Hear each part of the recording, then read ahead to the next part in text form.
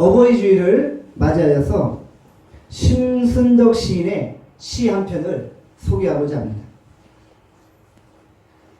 엄마는 그래도 되는 줄 알았습니다. 심순덕. 엄마는 그래도 되는 줄 알았습니다.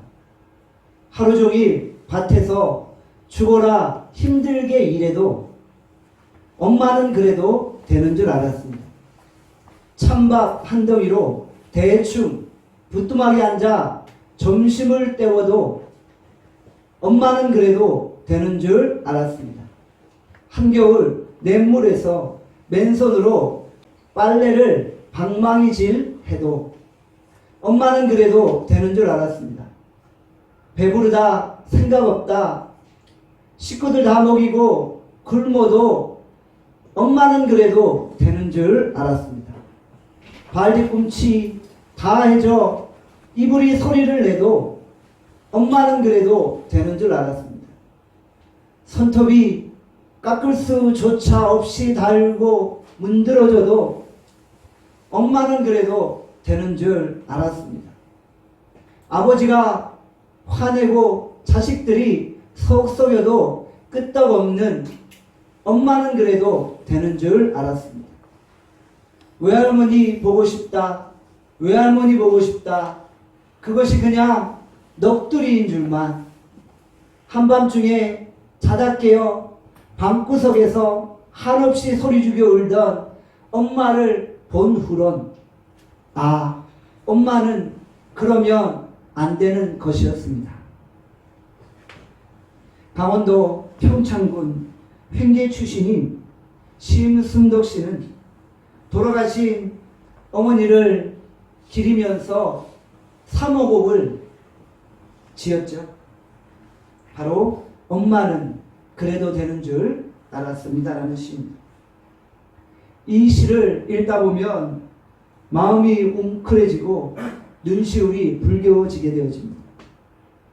이 시간 그리운 우리의 아버지 어머니를 생각하며 아버지 어머니 사랑합니다. 우리 이렇게 외칠까요? 아버지 어머니 사랑합니다. 아버지 어머니 사랑합니다. 어느 마을에 세 아들이 살고 있었습니다. 그런데 공교롭게도 3명의 아들들이 비슷한 시기에 3명의 자녀를 출산하게 되었습니다. 어느 날 늙은 시어머니께서 큰아들 내외를 불렀습니다. 얘들아, 내가 좀 오래 살고 싶구나. 그러려면 아기들이 먹는 모유를 먹어야 한다고 하는데 내가 낳은 그 아이는 밖에 버리고 내가 대신 모유를 먹으면 안 되겠니?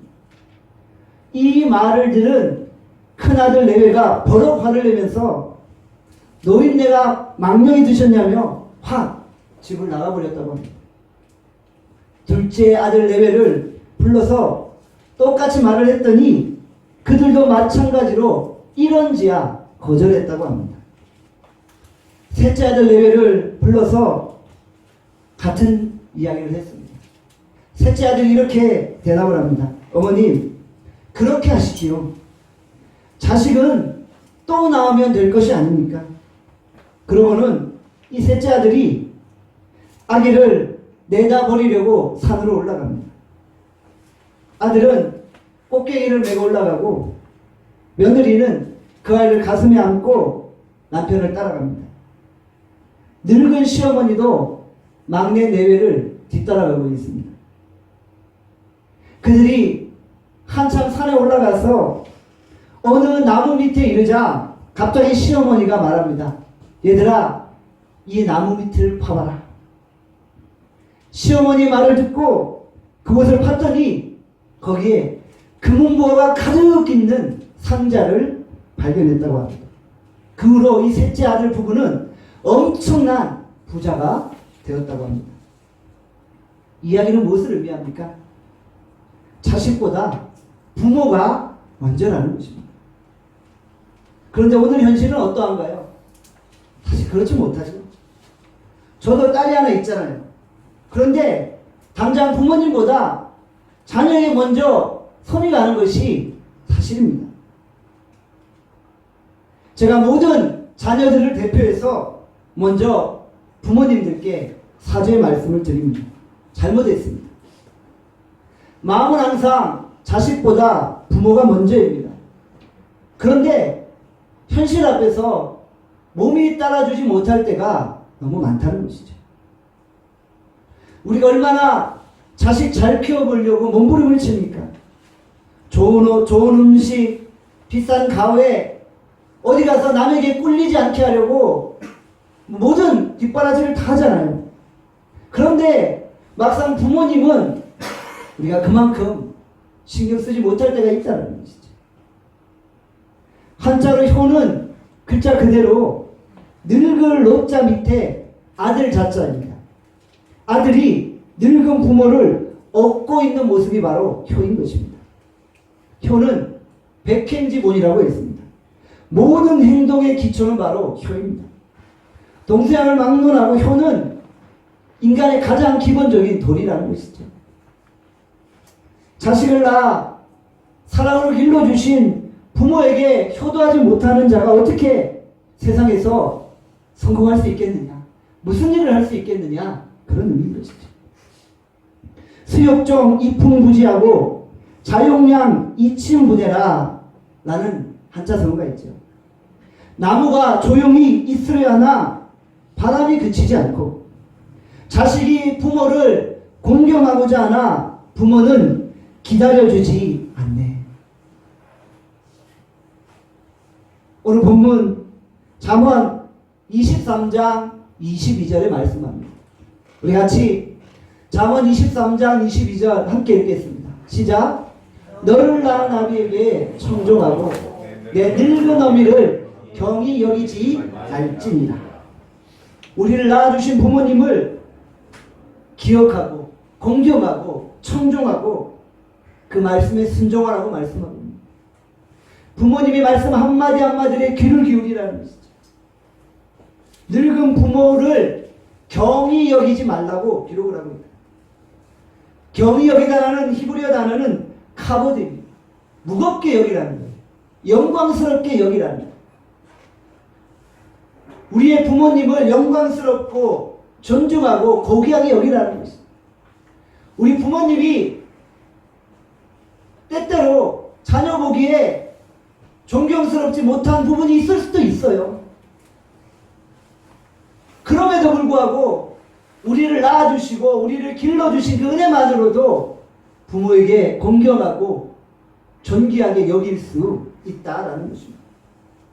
부모님을 내 인생의 멸류관 같이 여기며 영광스러워하는 것입니다. 잠언 23장 또 25절에 이렇게 말씀하죠. 우리 같이 한번 잠언 23장 25절 함께 읽겠습니다. 시작. 내 부모를 즐거워하며 너를 낳은 어미를 기쁘게 하라. 부모님을 즐겁게 해드리고 어머니를 기쁘게 해드려라 라고 말씀하겠죠. 매달 용돈 몇 푼 드린다고 부모님의 기쁨이 되겠습니까? 물론 그것도 필요하지만 그것만으로는 안 된다는 것이죠. 용돈을 드리는 것은 기본이고 그 외에 부모님을 기쁘게 해드리기 위해서 다양한 노력들을 기울여야 하는 것이죠. 우리 교회도 아직 부모님들이 생존해 계신 분들이 있죠. 제가 알기로 몇몇 성도들의 부모님들이 지금 노환으로 인해 아픔과 질병 가운데 있어요. 병상에서 신음하고 있어요. 알고 있어요.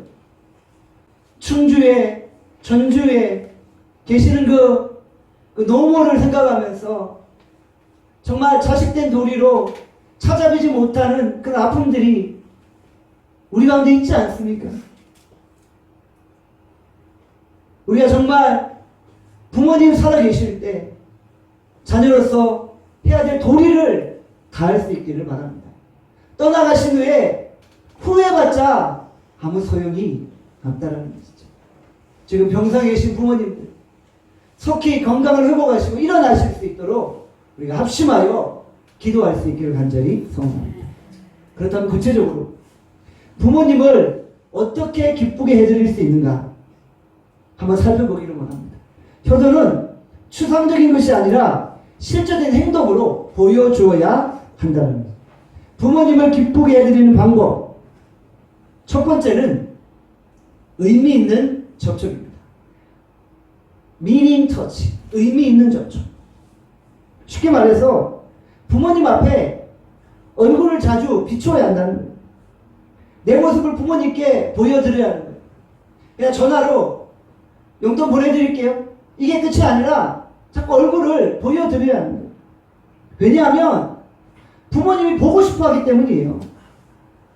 오늘 성경에 보니까 부모를 기쁘게 해드리라고 했는데 부모님이 보고 싶어 하니까 자주 보여드리는 거예요. 그래서 부모님의 기쁨이 되어 드리는 거예요. 내 얼굴을 비치고 또 부모님을 안아드리는 거예요. 요즘 말로 하면 스킨십이죠, 스킨십. 사람은 태어나서부터 접촉을 통해 정을 느끼고 사랑을 느낀다고 합니다. 접촉을 통해 자신의 가치를 인정받는 거예요. 그래서 자녀들이 자다가도 엄마가 옆에 있나 이렇게 만져보잖아요. 그래서 엄마의 손길이 느껴지면 편하게 단잠을 자지 않습니다. 사람의 손에는 감각을 느끼는 수백만 개의 세포가 있습니다. 서로 손을 맞잡으면 혈액 속에 있는 헤모글로빈의 산소 운반량이 급속히 증가하는 것입니다. 그래서 피가 통하고 기온이 올라가는 거예요. 이것은 의학적으로 증명된 사실이죠. 접촉을 통해 그곳에 생명의 기운이 느껴지는 거예요. 어떤 의사가 환자들을 놓고 실험을 했다고 합니다. 비슷한 질병을 가진 두 환자를 놓고 한 환자는 그 가족들을 열심히 찾아와서 접촉을 했다는 거예요.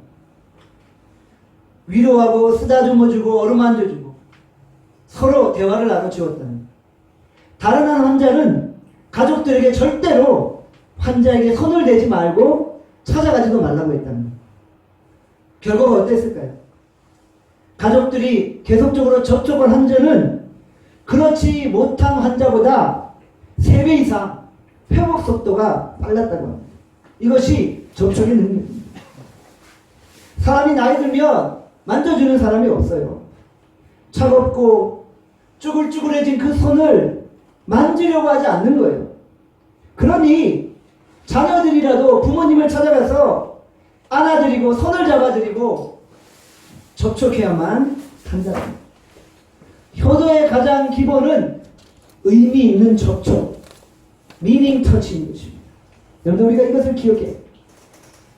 요즘에 TV 프로 가운데 성질 고약한 강아지를 훈련시키는 그런 프로가 있잖아요. 저는 그 프로를 보면서 이 강아지 조련사가 정말 대단하다 그런 느낌을 받아요. 강아지가 막 손님만 하면 물려 그러는데도 그 사람 앞에 가면은 그냥 순한 양처럼 변해요. 불독도 처음에는 막 이렇게 과격하게 짖다가 그 사람 앞에만 서면 이제 순한 양이 되거든요. 저는 그 프로를 보면서 저분들이 부모님들을 저렇게 애완개처럼 이렇게 아끼고 찾아뵐까? 그런 생각들을 했어요. 애완개는 그냥 진짜 자식처럼 애지중지 키우는데 특별히 우리 젊은이들 부모님에 대해서 그렇게 하지 못한다는 거죠.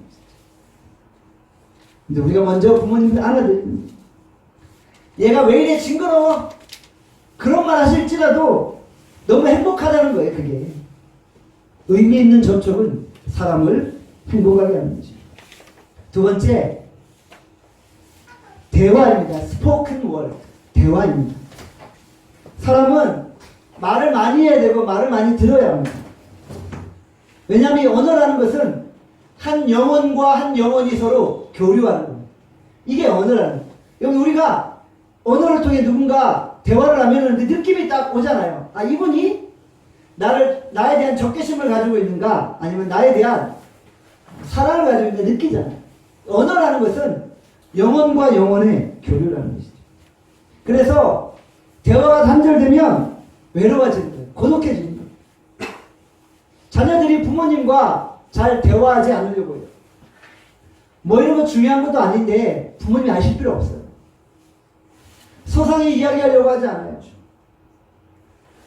그런데 제가 질문하고 싶어요. 우리가 언제 크고 대단한 일만 이야기하고 살았나요? 그냥 사소한 이야기, 오늘 지나가다가 참 재밌는 광경 봤다는 이야기부터 해서 그냥 소소한 이야기들을 부모님과 함께 나누는 거예요. 사실 저도 잘 그렇게 못해요. 사실은 저도 잘 그렇지 못하기 때문에 저에게 하는 말이에요. 그냥 사소한 이야기들 자꾸 전화해서 말씀드리고 대화를 해야 되는데 그렇게 하지 못할 때가 있고, 또 한편으로는 부모님이 걱정하실까봐도 우리가 못하는 건 있잖아요. 자녀들이 어떤 이야기를 하면은 부모님이 걱정하실까봐도 그냥 아예 이야기하지 말지, 그런 경우도 있다는 거죠. 우리가 동네 카페에서 친구들 만나가지고 정말 세계의 인류 평화와 민족의 구원을 위해서만 이야기합니까? 그건 아니잖아요. 오늘 나 뭐 먹었고, 오늘 나 뭐 받고, 그런 이야기, 그런 대화를 통해 서로의 이야기를 나누며 교감하게 되어진다는 것이죠. 부모님께 어머니 조용히 하세요, 어머니 몰라도 되세요, 가만히만 계세요, 이것은 부모님을 벙어리로 만드는 행위예요. 하고 싶은 말을 하지 못하게 만드는 거예요. 하고 싶은 말을 하지 못해서 병든 어르신들이 얼마나 많이 있습니까? 말 못하면 병이 생긴다는 거 아시죠? 저는 이번에 이 코로나 사태를 보면서 우리 요양원에 계신 우리 부모님들이 얼마나 힘드셨을까, 그런 생각을 했어요. 왜냐하면 코로나 사태가 터지니까 각 요양원에서 일절 자녀들 면회 금지를 다 시켰잖아요.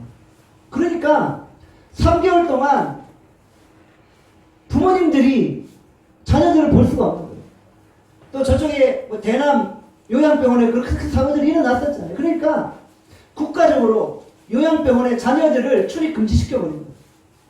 우리 부모님들이 자녀들과 좀 의미 있는 접촉을 하고 싶은데, 의미 있는 대화를 하고 싶은데 안 되는 거예요.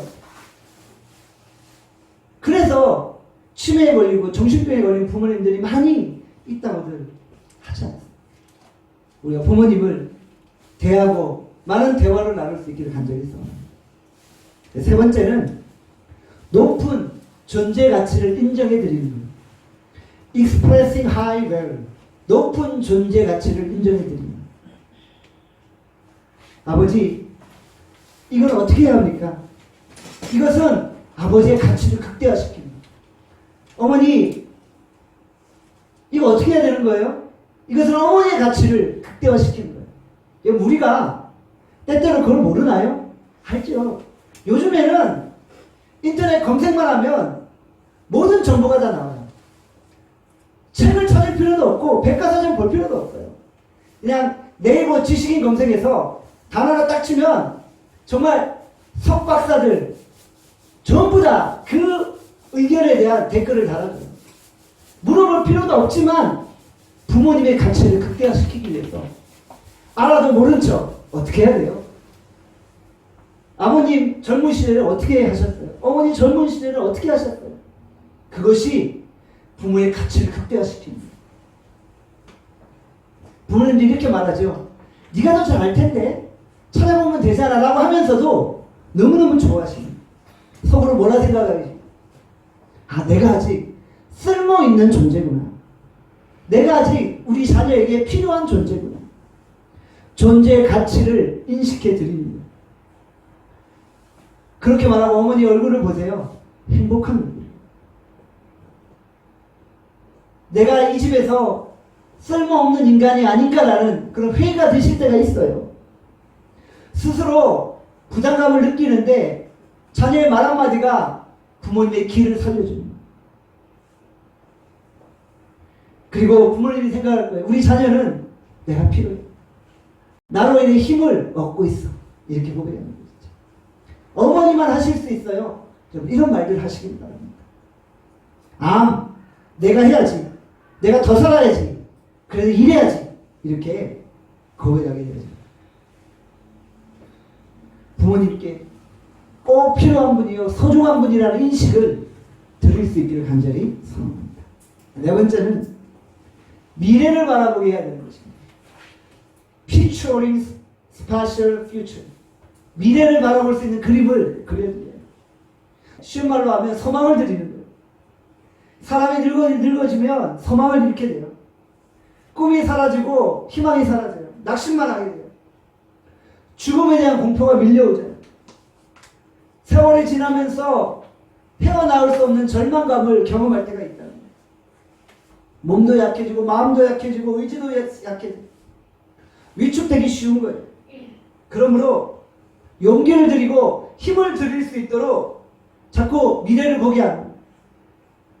지금까지 잘해오셨고 앞으로도 못다한 꿈을 이룰 수 있음을 소망하게 하는 거예요. 어머니가 못다한 꿈, 아버지가 못다한 꿈을 나라도 이루겠다는 그런 소망을 품게 하는 거예요. 조금만 더 있으면 우리 손자, 손녀가 결혼해서 증손자, 증손녀를 낳는다는 그런 꿈도 드리는 거예요. 그리고 곧 우리에게 임할 하나님의 나라를 바라보게 하는 거예요. 그것이 부모에게 효도하는 것이죠. 다섯 번째는 적극적인 순종입니다. Active commitment. 부모의 지혜, 부모의 경험, 부모의 지식, 부모의 모든 것을 인정해드리고, 일단 부모님이 말하면 설사 내가 보기에 아닌 것 같다는 부분이 있어도 일단 예 라고 대답하는 거예요. 자녀가 할 말도 많고 핑계 댈 것도 많이 있죠. 그 시대엔 그렇지만 우리 시대엔 다를 수도 있어요. 그런 부분들이 있잖아요. 그래도 일단 네 하고 대답하는 거예요. 그 다음에 시기를 보고 천천히 설득해 나가는 거예요. 이게 순종이라는 것이죠. 부모님이 뭘 말하면 아닌 것 같으니까 그건 잘못된 것입니다. 우리 시대는 그런 상황이 아닙니다라고 말하기보다는 예라고 대답하는 우리 모두가 될 수 있길 바랍니다. 제가 말씀드린 이 다섯 가지를 명심하고 우리 모두가 부모를 즐겁게 하고 기쁘게 해드릴 수 있기를 간절히 소원합니다. 부모를 공경하면 어떤 축복을 받나요? 에베소서 6장 2절에서 3절에 말씀하죠. 같이 에베소서 6장 2절에서 3절 함께 읽겠습니다. 시작. 내 아버지와 어머니를 공경하라. 이것은 약속 있는 첫 계명이니 이로써 내가 잘되고 땅에서 장수하리라. 부모 공경은 자녀의 당연지사이지만 부모 공경하는 사람에게 하나님이 이런 축복도 주신다고 약속하셨어요. 어떤 약속입니까? 내가 잘되고 범사에 잘되고 모든 일이 형통하고 라고 기록하고 있죠. 부모님을 공경하면 우리가 하는 모든 행사를 형통하게 하신다고 약속하셨어요. 또한 부모님을 공경하면 땅에서 장수한다고 약속하셨어요. 우리가 오래 사는 비결이 뭐죠? 부모님께 효도하고 공경하는 거예요. 요즘 현대인들 오래 살고 싶어 하잖아요. 그래서 건강을 챙기잖아요. 요즘 시대는 무슨 시대라고 해요? 웰빙 시대라고 하잖아요. 그 유기농 음식만 먹고 좋은 음식만 먹고 오래 살려고 하고 건강하려고 하잖아요. 요즘에 얼마나 많은 건강식품들이 등장하고 있어요. 현대인들의 관심이잖아요. 그런데 여러분들 건강식품 안 먹어도 돼요. 부모님께 효도하면 땅에서 건강하고 오래 산다고 주님이 약속해 주셨어요. 여기서 장수한다는 것이 뭐 질병으로 막 고통하면서 잘 사는 게 아니에요. 치매에 걸려서 벽에 뭐 이상한 행동하면서 오래 사는 게 아니에요. 건강하고 강건하고 치매 없이 오래 사는 것을 의미하는 거예요. 우리가 부모님께 공경하면 우리가 부모님의 나이가 되어서 건강하고 장수할 수 있게 되어집니다. 이것은 하나님의 약속입니다. 1.1에게 오차도 없는 하나님의 약속입니다. 갈라디아서 6장 7절에 이렇게 말씀하죠. 스스로 속이지 말라. 사람이 무엇으로 심든지 그대로 거두리라. 우리가 이 땅에서 부모 공경을 심으면 우리가 그대로 거두게 되어집니다. 이것이 하나님의 약속이라는 것이죠. 오늘 우리가 어버이 주일을 맞이하여서 부모님께 감사할 수 있기를 간절히 쏩니다. 최근 어떤 여론조사를 봤어요. 부모님들을 대상으로 여론조사를 했다고 합니다. 부모님들이 자녀들에게 받고 싶은 선물 1위가 무엇일까요? 무엇일 것 같으세요? 1위는 현금. 역시 돈입니다. 역시 돈입니다. 2위는 효도관광. 3위는 가전제품. 4위는 공연 티켓. 트로트 가수, 미스터 트롯 같은 트롯 가수의 공연 티켓. 왜 이렇게 나왔다고 합니다. 어쨌든 현찰이 제일 중요하긴 한 것 같아요. 여러분들 어버이날 맞이해서 부모님께 용돈을 드리시고요. 제가 서두에도 말씀드린 것처럼 용돈만 가지고 안 되는 거죠. 찾아뵙고 대화하고 의미 있는 접촉하고 끊임없이 상의하고 부모의 존재 가치를 인정해드리고 또 적극적인 순종을 행하는 여러분들 되시길 바랍니다. 여러분들 무엇보다도 가장 중요한 효도는 부모님의 영혼에 대해서 관심을 가집니다. 부모님의 영혼을 걱정하는 거예요. 예수 안 믿는 부모님들 있잖아요. 저 시골에 가면 여전히 무속신앙에 빠져있는 부모님들 있잖아요. 전통신앙에 빠져있는 샤머니즘에 빠져있는 부모님들 계시잖아요. 가장 큰 효도는 사실은 그분 예수 믿게 하는 거예요. 그 영혼에 대해 관심을 갖게 하는 거예요. 에베소서 6장 1절에 보면 주 안에서 너희 부모에게 순종하라고 말씀했잖아요. 그냥 순종하는 게 아니에요. 주 안에서요. 주 밖에서 순종하라고 하지 않았어요. 어떤 분이 저한테 질문했어요. 부모님이 교회 가지 말라고 하니까 내가 부모님께 순종하기 위해서 교회 안 오겠다고 합니다. 오늘 성경은 뭐라고 말씀해요? 주 안에서 부모에게 순종하라. 부모 권경은 철저하게 주 안에서 이루어져요. 어느 누구도 죽음을 피할 수 없죠. 죽음의 문제 앞에 서 있는 우리 노 부모님들에게 복음을 증거하기 원합니다. 죽음을 극복하고 영생의 선물을 이 어버이 주일에 나눠줄 수 있기를 바랍니다. 이것이 최도입니다. 우리 가운데 이미 부모님이 돌아가신 분이 계시잖아요. 그런 분들은 우리 교회 어르신들, 또 지역의 어르신들, 또 주변의 어르신들을 부모님처럼 섬기는 거예요. 또 우리의 영적인 아버지 되신 하나님을 섬기는 거지. 그것이 요단의 점이 있습니다. 우리 모두 주의 말씀을 따라 부모님께 순종하고 효도할 수 있길 간절히 소원합니다. 아멘. 기도하겠습니다. 우리 같이 한번 우리 말씀 생각하면서 통성으로 기도합시다. 하나님, 이 어버이 주를 맞이하여 우리가 진정 부모님을 공경하고 부모님을 즐겁게 해드리는 우리가 되게 하여 주시옵소서. 무엇보다 우리 영적인 아버지 되신 하나님을 공경하고 하나님께 순종하고 하나님을 의지하는 우리 모두가 되어지게 하여 주시옵소서. 우리 같이 한번 주여 한번 외치고 통성으로 기도하겠습니다. 주여, 하나님 철저히 주의 말씀에 순종하고 하나님 주의 말씀을 건경하게 하여 주시옵소서.